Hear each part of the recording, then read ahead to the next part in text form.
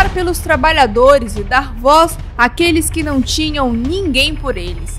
Foi com esse intuito que, em 1980, o PT foi fundado por sindicalistas, ex-guerrilheiros e militantes, entre eles Lula e José Genuíno. Quando foi fundado, o partido até tinha boas intenções. Queria lutar pelo direito dos menos afortunados e mudar o país para melhor. Muitos viram os ideais defendidos por eles como a solução para uma mudança positiva no Brasil. Porque hoje nesse país já não se engana mais o trabalhador como se enganaram em outros tempos.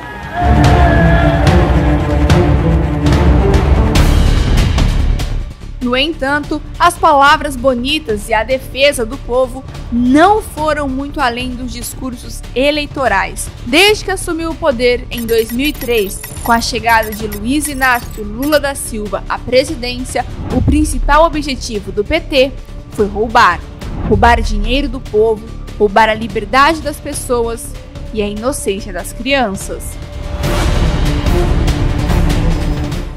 Mas por que eu cheguei onde cheguei? Porque eu tenho por detrás de mim um movimento. Eu tenho por detrás de mim uma grande parte da Igreja Católica, a base da Igreja Católica. Eu tenho por detrás de mim uma grande parte dos estudantes do PT, a CUT. É muita coisa. Aliás, nenhum político brasileiro nunca teve o alicerce que eu tenho. Mas mesmo com um alicerce tão grande, nada pôde impedir a queda de Lula e a decepção daqueles que acreditaram nele. 7 de abril de 2018, o ex-presidente Luiz Inácio Lula da Silva se entregou às 6h42 da tarde à Polícia Federal. Ele começa a cumprir a sua pena por corrupção passiva e lavagem de dinheiro no caso Triplex. Mas Lula não fez tudo sozinho. Ele teve companhia.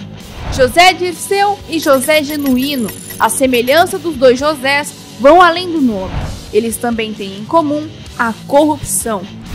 José Dirceu, o ex-ministro da Casa Civil no governo Lula, foi condenado a 23 anos de prisão na Operação Lava Jato. O mais perturbador é que José Dirceu recebeu propinas, inclusive enquanto estava sendo julgado no mensalão petista. Nesse momento, o deputado federal licenciado e ex-presidente nacional do Partido dos Trabalhadores acaba de entrar no prédio da Polícia Federal de São Paulo, cumprindo um mandado de prisão expedido pelo STF.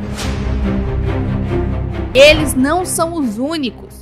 Com uma ficha criminal extensa, Antônio Palocci também é um petista envolvido com roubalheiras. O ex-ministro dos governos Lula e Dilma, Antônio Palocci, foi preso hoje em São Paulo em mais uma fase da Operação Lava Jato. Alguém chamado de italiano, que a força-tarefa afirma ser Antônio Palocci.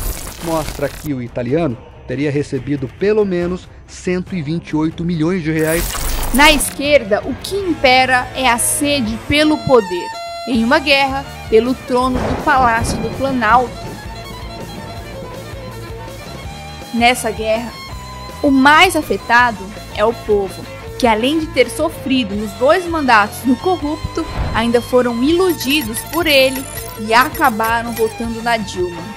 E quem pensa que as roubalheiras de Dilma ficaram apenas na época da guerrilha, não conhece a bagunça que ela fez na economia brasileira. Mas os crimes petistas não param por aí. Quando ainda estava na presidência, Lula aceitou abrigar no país o terrorista italiano Cesare Battisti, responsável pela morte de várias pessoas na Itália. Essa não foi a única vez em que o ex-presidente compactuou com um assassinato. Em delação premiada, Lula foi citado como alguém que sabia da morte de Celso Daniel, ex-prefeito de Santo André, e que teve uma morte misteriosa.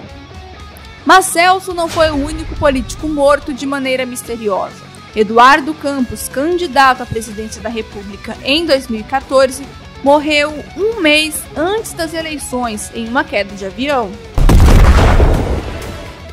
4 anos depois, o candidato à presidência da República, Jair Bolsonaro, quase teve um fim trágico.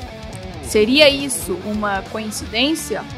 Com tantos roubos, mortes e perdas de direito, vemos que a liberdade que os esquerdistas defendem é uma vertigem diante da opressão que praticam. Se eles conseguiram fazer tudo isso em apenas 13 anos no poder, não podemos permitir que eles retornem para destruir o que restou do Brasil. Se você gostou deste vídeo, curta, comente e compartilhe. E não esqueça de se inscrever no canal. Ative o sininho para não perder nenhuma notificação do Pensa Brasil.